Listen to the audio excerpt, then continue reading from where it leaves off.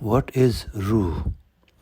The author of the book, The Grand Scheme of God in the Light of Quran, has explained its usage in Quran. So let's look at that. He says that the Holy Quran has used the word Ruh in various meanings, but nowhere has this word been used for the actual human being, that is, nafs or soul. According to the author, it has been used for revelation. Now let's look at those verses where it has been used as revelation. In chapter 42 of Quran, verse 52, God says, وَكَذَلِكَ أَوْحَيْنَا إِلَيْكَ رُوحًا مِّنْ أَمْرِنَا. Translation: And thus we have revealed to you an inspiration of our command. The second example is from chapter 40 of Quran, verse 15. God says, رَفِيُّ الدَّرَجَاتِ ذُو الْعَرْشِ يُلْقِي الرُّوحَ مِنْ أَمْرِهِ عَلَى مَنْ يَشَاءُ مِنْ عِبَادِهِ لِيُنْذِرَ يَوْمَ التَّلَاقِ. Translation: He is the exalted above all degrees, owner of the throne.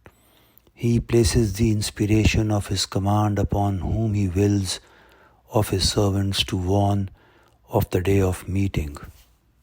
Third example, in Surah 17 or chapter 17 of Quran, verse 85, God says, وَيَسْأَلُونَكَ عَنِ الرُّوحِ قُلِ الرُّوحُ مِنْ أَمْرِ رَبِّي وَمَا أُوتِيتُم مِّنَ الْعِلْمِ إِلَّا قَلِيلًا.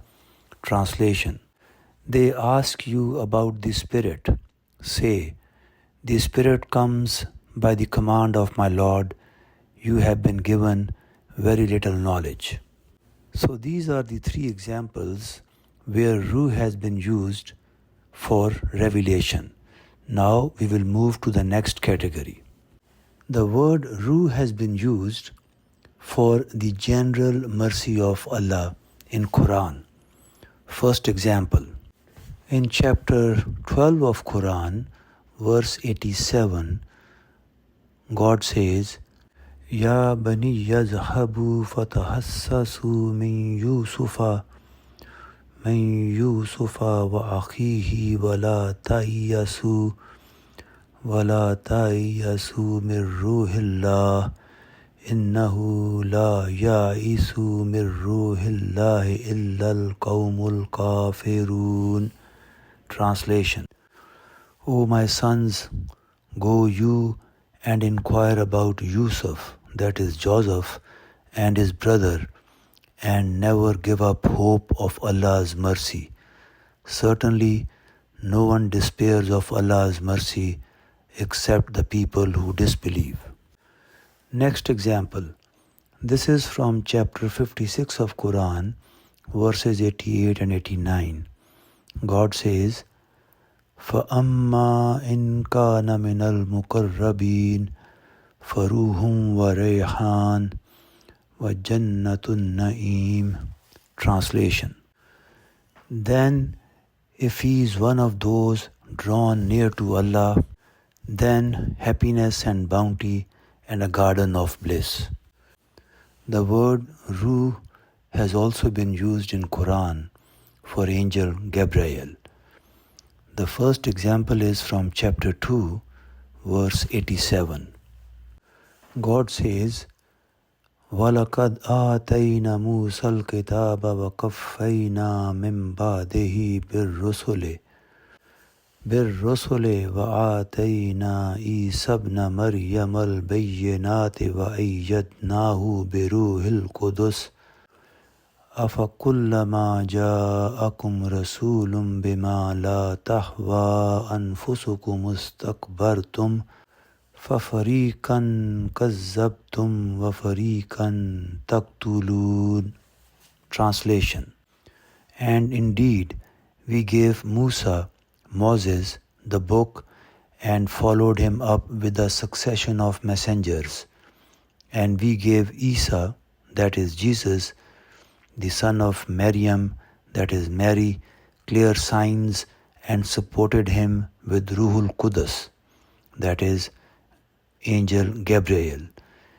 Is it that whenever there came to you a messenger with what you yourselves desired not, you grew arrogant? Some you disbelieved and some you killed.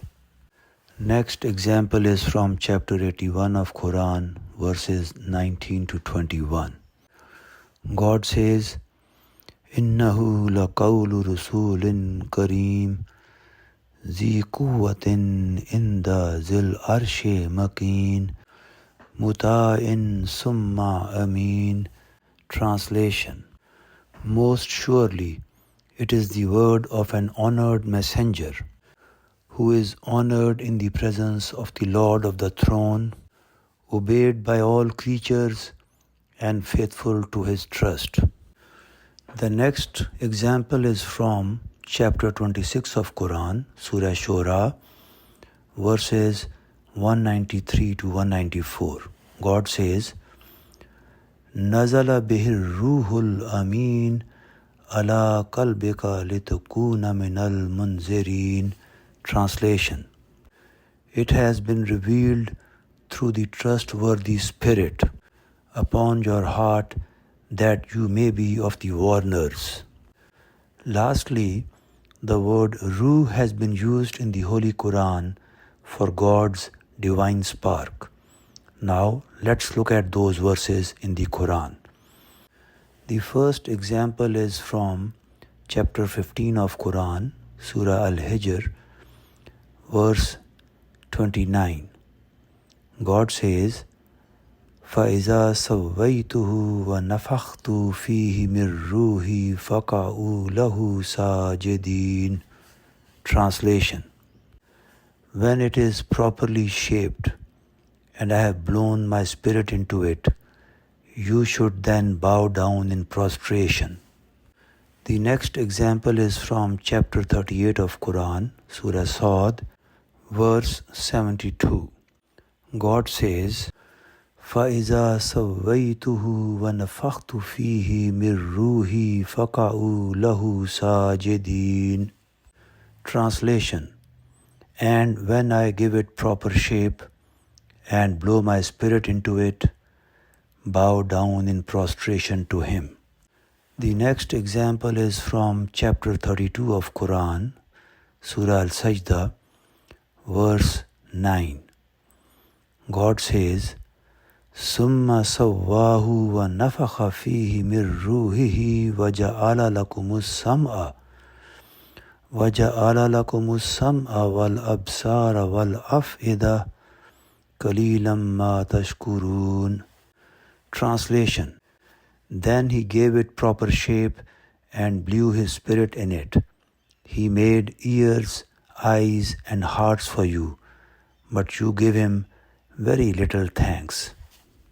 To further understand the three aspects of human being, you may like to listen to the 4 parts of it, which are titled as Three Aspects of Human Being, Part 1, and it continues till Part 4. Thank you.